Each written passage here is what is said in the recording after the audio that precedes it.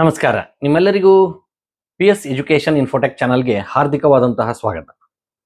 ಸ್ನೇಹಿತರೆ, ಕಳೆದ 4 ವಿಡಿಯೋಗಳಲ್ಲಿ ನಾವು ಏನ್ ಚರ್ಚೆ ಮಾಡ್ತಾ ಇದ್ವಿ ಅಂತಂದ್ರೆ, ಈ ಕರ್ನಾಟಕದಲ್ಲಿ ನಡೀತಾ ಇರುವಂತಹ SIR ಗೆ ಕುರಿತು, ಅದರಲ್ಲಿಯೂ ಕೂಡ BLOಗಳು ಯಾವ ರೀತಿಯಾಗಿ ಈ ಆಪ್ ನ ಮೂಲಕ ಈ SIR ಪ್ರಕ್ರಿಯೆಯಲ್ಲಿ ತೊಡಗಬೇಕು ಮತ್ತು ಅವರು ಯಾವ ರೀತಿ ಕಾರ್ಯನಿರ್ವಹಿಸಬೇಕು ಅನ್ನೋದನ್ನ ನಾ ಕೆಲವೊಂದು ವಿಡಿಯೋಗಳಲ್ಲಿ ನಿಮ್ಮ ಮುಂದೆ ಪ್ರಸ್ತುತಪಡಿಸಿದ್ದೆ.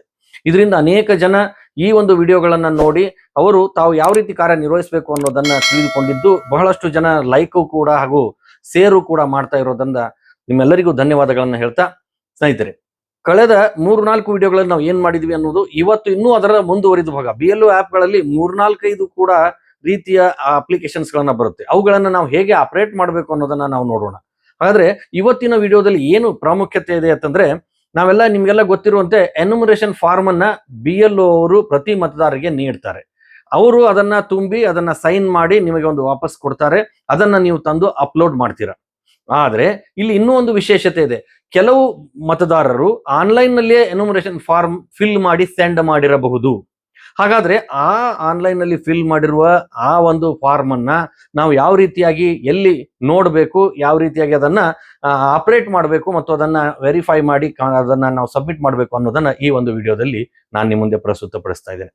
ಸ್ನೇಹಿತರೆ, ನೀವಿನ್ನೂ ಈ ಚಾನಲ್ ಅನ್ನ ಸಬ್ಸ್ಕ್ರೈಬ್ ಮಾಡಿಕೊಂಡಿರದೇ ಇದ್ರೆ ದಯವಿಟ್ಟು ಸಬ್ಸ್ಕ್ರೈಬ್ ಮಾಡಿಕೊಳ್ಳಿ ಹಾಗೂ ಆ ಬೆಲ್ ಐಕಾನ್ ಅನ್ನ ಒತ್ತಿ ನೋಟಿಫಿಕೇಶನ್ ಅನ್ನ ಖಚಿತಪಡಿಸಿಕೊಳ್ಳಿ.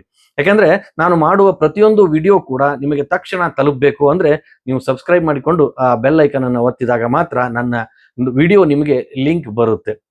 ಸ್ನೇಹಿತರೆ, ಈಗ ಆ ಆನ್ಲೈನ್ ಅಲ್ಲಿ ತುಂಬಿರುವಂತಹ ಫಾರ್ಮ್ ಅನ್ನ ಯಾವ ರೀತಿ ಸಬ್ಮಿಟ್ ಮಾಡಬೇಕು ಅನ್ನೋದನ್ನ BLO ಆಪ್ ನಲ್ಲಿ ಯಾವ ರೀತಿ ಮಾಡಬೇಕು ಅನ್ನೋದನ್ನ ನೋಡೋಣ. ನಿಮ್ಗೆಲ್ಲ ಗೊತ್ತಿರುವಂತೆ ಇಲ್ಲಿ ನಾವು BLO ಆಪ್ ಅನ್ನ ಯೂಸ್ ಮಾಡುವಾಗ ಓಪನ್ ಮಾಡ್ತೀವಿ. BLO ಆಪ್ ಓಪನ್ ಮಾಡ್ಬೇಕಾದ್ರೆ ಇದೆಲ್ಲ ನಾವು ಪ್ರತಿಯೊಂದು ಸಂದರ್ಭದಲ್ಲಿಯೂ ಕೂಡ ನಾವು ಮಾಡ್ತಾ ಇರ್ತೀವಿ. BLO ಆಪ್ ಮೇಲೆ ಕ್ಲಿಕ್ ಮಾಡ್ತೀವಿ. ಕ್ಲಿಕ್ ಮಾಡಿದ ತಕ್ಷಣ ಅದು ಮೊಬೈಲ್ ನಂಬರ್ ಕೇಳುತ್ತೆ. ಮೊಬೈಲ್ ನಂಬರ್ ಕೇಳಿದ ತಕ್ಷಣ ರಿಕ್ವೆಸ್ಟ್ ಮೊಬೈಲ್ ನಂಬರ್ ಹಾಕಿ ರಿಕ್ವೆಸ್ಟ್ OTP ಮಾಡ್ತೀವಿ. OTPನೂ ಬರುತ್ತೆ. OTPನೂ ಹಾಕಿ ನಾವು ವೆರಿಫೈ OTP ಮಾಡ್ತೀವಿ. ಆಗ ಆ BLO ಅವರ ಹೆಸರು ಅವರು ಓಪನ್ ಆಗುತ್ತೆ. ಅಲ್ಲಿ ನಾವು ನಮ್ಮ ಮತಗಟ್ಟೆಯ ಸಂಖ್ಯೆಯನ್ನ ಅಥವಾ ಭಾಗದ ಸ್ಪಾಟ್ ನಂಬರ್ ಅನ್ನ ಹಾಕಿ ಮತ್ತೆ ಸಬ್ಮಿಟ್ ಮಾಡ್ತೀವಿ. ಅವಾಗ ನಮ್ಮ ಡಿವೈಸ್ ನ ಕಂಪ್ಯಾಬಿಲಿಟಿ ಚೆಕ್ ಮಾಡುತ್ತೆ.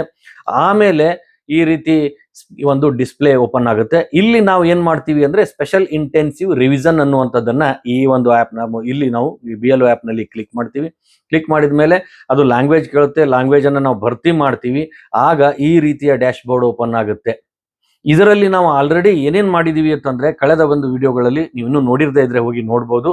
EF ಡಿಸ್ಟ್ರಿಬ್ಯೂಷನ್ ಟ್ರ್ಯಾಕರ್ ಯಾವ ರೀತಿಯಾಗಿ EF ಅಂದ್ರೆ ಎನ್ಯುಮರೇಷನ್ ಫಾರ್ಮ್ ಅನ್ನ ಡಿಸ್ಟ್ರಿಬ್ಯೂಟ್ ಮಾಡಿದ್ವಿ, ಅದನ್ನ ಟ್ರ್ಯಾಕ್ ಮಾಡಬೇಕು ಅಂದ್ರೆ ಮಾಡಿದ್ದೆಷ್ಟು, ಯಾವುದು, ಯಾರನ್ನ ಮಾಡಿಲ್ಲ ಅನ್ನೋದನ್ನ ಇಲ್ಲಿ ನೋಡ್ತೀವಿ.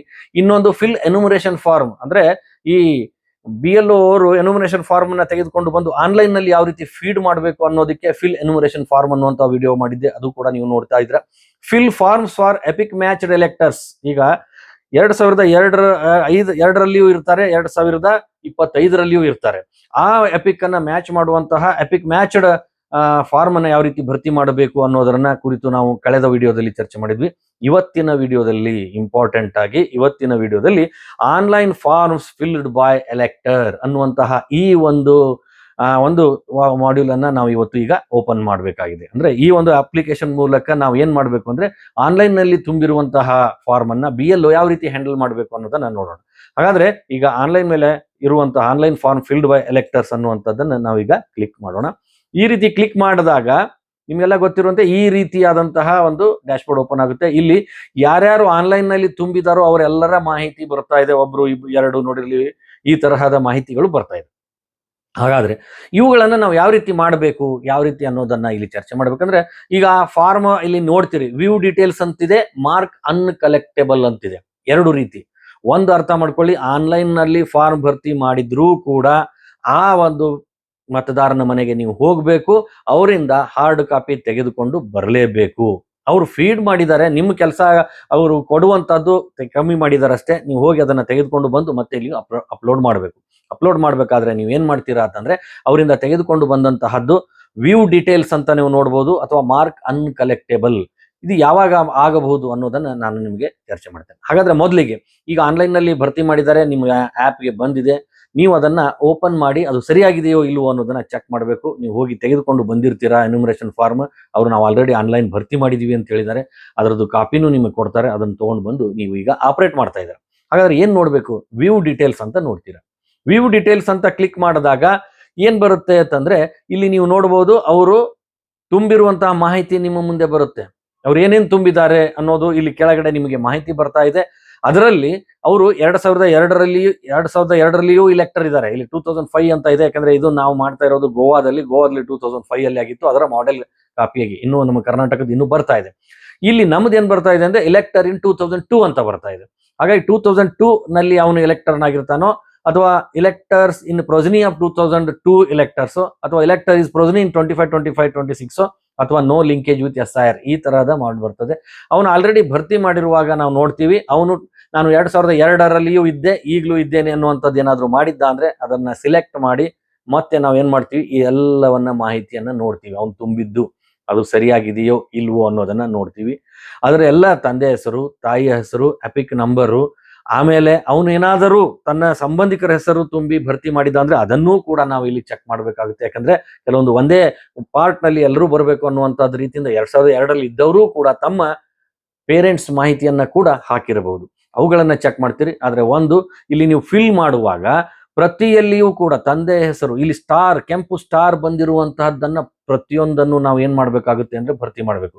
ಕೆಲವೊಂದು ಸಂದರ್ಭಗಳಲ್ಲಿ ಕೆಂಪು ಸ್ಟಾರ್ ಇರದೇ ಇದ್ದಲ್ಲಿ, ಇಫ್ ಅವೈಲೇಬಲ್ ಅನ್ನುವಂಥದ್ದು ಇದ್ದಲ್ಲಿ ನಾವು ಅದನ್ನ ಖಾಲಿ ಬಿಟ್ಟರು ನಡೆಯುತ್ತೆ. ಆದ್ರೆ ಕೆಂಪು ಸ್ಟಾರ್ ಇರುವಂತದ್ದನ್ನ ಮಾತ್ರ ಕಡ್ಡಾಯವಾಗಿ ಭರ್ತಿ ಮಾಡಬೇಕು.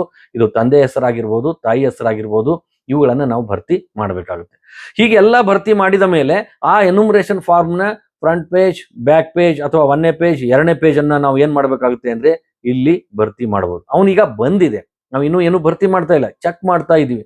ಚೆಕ್ ಮಾಡಿದಾಗ ಇದು ನಿಮಗೆ ಸರಿ ಅನ್ನಿಸ್ಲಿಲ್ಲ ಅಂದ್ರೆ ಎಡಿಟ್ ಮಾಡಬಹುದು. ಇಲ್ಲ ಅಂದ್ರೆ ಫೌಂಡ್ ಓಕೆ ಅಂಡ್ ಸಬ್ಮಿಟ್ ಅಂತಲೂ ಕೂಡ ಕ್ಲಿಕ್ ಮಾಡಬಹುದು. ಅಂದ್ರೆ ಅದು ಸರಿಯಾಗಿದೆ ಅಂತ ನೀವು ಸಬ್ಮಿಟ್ ಮಾಡಬಹುದು, ಅಥವಾ ಏನಾದ್ರೂ ತೊಂದರೆ ಆಗಿತ್ತು, ಚೇಂಜ್ ಮಾಡ್ಬೇಕಾಯ್ತು, ಅಥವಾ ಸರಿಯಾಗಿ ಮಾಹಿತಿ ಮಿಸ್ ಮ್ಯಾಚ್ ಆಗಿತ್ತು ಅಂದ್ರೆ ಇಲ್ಲಿ ನೀವು ಎಡಿಟ್ ಮಾಡಿ ಮತ್ತೆ ಅದನ್ನ ನೀವು ಏನ್ ಮಾಡಬಹುದು ಅಂತಂದ್ರೆ ಅಲ್ಲಿ ನೀವು ಮತ್ತೆ ಮಾಹಿತಿಯನ್ನ ಪೂರ್ಣವಾಗಿ ತುಂಬಬೇಕಾಗುತ್ತೆ. ಉದಾಹರಣೆಗೆ ಇಲ್ಲಿ ಎಡಿಟ್ ಅಂತ ನಾವು ಮಾಡಿದಾಗ ಪೂರ್ಣವಾಗಿ ಮತ್ತೆ ಅಪ್ಡೇಟ್ ಮಾಡುವಂತ ಒಂದು ಮಾಡ್ಯೂಲ್ ಓಪನ್ ಆಗುತ್ತೆ. ಇಲ್ಲಿ ಏನು ತಪ್ಪಾಗಿದೆ, ಏನಾದ್ರೂ ತಪ್ಪಾಗಿದ್ರೆ ಅಥವಾ ಅದು ಮ್ಯಾಚ್ ಆಗ್ತಾ ಇರ್ಲಿಲ್ಲ ಅಂದ್ರೆ ನೀವು ಡಿಲೀಟು ಮಾಡಬಹುದು, ಅಥವಾ ಅದರಲ್ಲಿಯೇ ಅವ್ರ ಹೆಸರು ಏನೋ ಮಿಸ್ಟೇಕು ಅಥವಾ ಏನಾದ್ರೂ ಚೇಂಜ್ ಆಗಿತ್ತು ಇದಕ್ಕೆ ಅಂದ್ರೆ ಇಲ್ಲಿ ಅಪ್ಡೇಟು ಮಾಡಬಹುದು. ಅದೆಲ್ಲವನ್ನ ಮಾಡಿ ಆಮೇಲೆ ಮತ್ತೆ ಸರಿಯಾಗಿ ನೀವು ಎಲ್ಲವನ್ನ ಭರ್ತಿ ಮಾಡಿ ಏನ್ ಮಾಡ್ಬೇಕಾಗುತ್ತೆ ಅಂತಂದ್ರೆ ಮತ್ತೆ ಪೇಜ್ 1, ಪೇಜ್ 2 ಓಪನ್ ಮಾಡ್ಬೇಕಾಗುತ್ತೆ. ಅಂದ್ರೆ ಇಲ್ಲಿ 2 ವ್ಯೂ ಡೀಟೇಲ್ಸ್ ಸರಿಯಾಗಿದ್ರೆ ಸೆಂಡ್ ಮಾಡಿ ಪೇಜ್ 1, ಪೇಜ್ 2 ಅಪ್ಲೋಡ್ ಮಾಡ್ತೀರಾ. ಎಡಿಟ್ ಮಾಡ್ಬೇಕಾದ್ರೆ ಎಡಿಟ್ ಮಾಡಿಯೂ ಕೂಡ ಎಡಿಟ್ ಮಾಡಿ ಆ ನಂತರ ಏನ್ ಮಾಡ್ತೀರಾ, ಪೇಜ್ 1, ಪೇಜ್ 2 ಮತ್ತು ಇತ್ತೀಚಿನ ಫೋಟೋ, ಆ ಫೋಟೋವನ್ನ ಇಲ್ಲಿ ನೀವೇನ್ ಮಾಡ್ತೀರಾ, ಅಪ್ಲೋಡ್ ಮಾಡಿ ಆಮೇಲೆ ಸಬ್ಮಿಟ್ ಮಾಡ್ಬೇಕಾಗುತ್ತೆ. ಇದು 2 ರೀತಿಯ ಅರ್ಥವನ್ನ ನೀವು ತೆಗೆದುಕೊಳ್ಬಹುದು. ಒಂದು, ಅವ್ನು ಮಾಡಿದ್ದು ಸರಿ ಇದ್ರೆ ನೇರವಾಗಿ ನೀವು ವೆರಿಫೈ ಅಂಡ್ ಸಬ್ಮಿಟ್ ಮಾಡ್ತೀರಾ. 2ನೇದ್ದು ಏನಾಗುತ್ತೆ ಅಂದ್ರೆ ಏನಾದ್ರೂ ಮಿಸ್ಟೇಕ್ ಆಗಿದ್ರೆ, ತಪ್ಪುಗಳಾಗಿದ್ರೆ ಅದರಲ್ಲಿ ಅಪ್ಡೇಟ್ ಮಾಡ್ಲಿಕ್ಕೆ ಎಡಿಟ್ ಆಪ್ಷನ್ ಅನ್ನು ಉಪಯೋಗಿಸಿ ಆಮೇಲೆ ಅವೆಲ್ಲವನ್ನ ಎಡಿಟ್ ಮಾಡಿ ಮತ್ತೆ ಫಾರ್ಮ್ ಅನ್ನ ಭರ್ತಿ ಮಾಡಿ ಆಮೇಲೆ ನೀವೇನ್ ಮಾಡ್ತೀರಾ, ಇಲ್ಲಿ ಸಬ್ಮಿಟ್ ಅನ್ನೋದ್ರ ಮೇಲೆ ಕ್ಲಿಕ್ ಮಾಡ್ತೀರಿ. ಇದಿಷ್ಟು ಸಿಂಪಲ್ ಆಗಿದೆ ಆನ್ಲೈನ್ ನಲ್ಲಿ ಭರ್ತಿ ಮಾಡಿರುವ ಎಲೆಕ್ಟರ್ನ ಎನ್ಯುಮರೇಷನ್ ಫಾರ್ಮ್ ಅನ್ನ ನಾವು ಭರ್ತಿ ಮಾಡೋದು.